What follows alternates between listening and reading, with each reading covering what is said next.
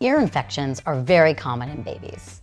About half of babies have at least one ear infection by the time they turn 1.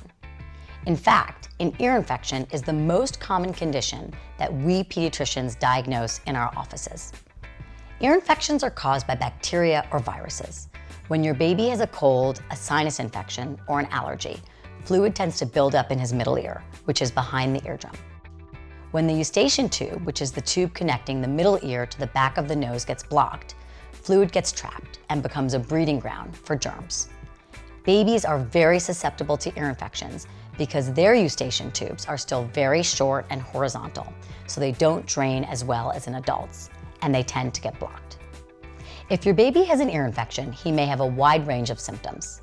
Often the first sign is a change in his behavior, such as extreme fussiness, as ear infections can be really painful. He also may have a fever.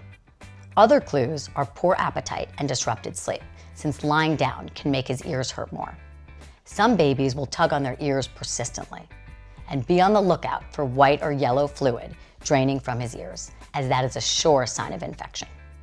Your baby may also have diarrhea or vomiting as a result of the bug that caused the ear infection. Call your doctor if you think your baby may have an ear infection.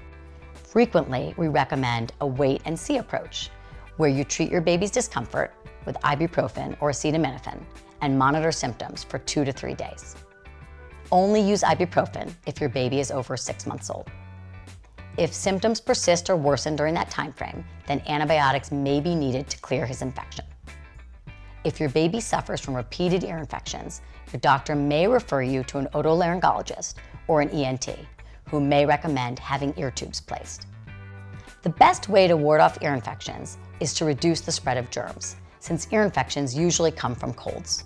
So frequent hand washing is key.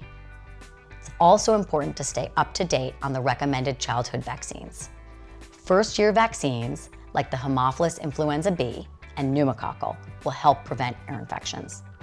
I also recommend an annual flu vaccine, since influenza can cause an ear infection. Another tip is to avoid having your baby feed either from the breast or the bottle while lying down.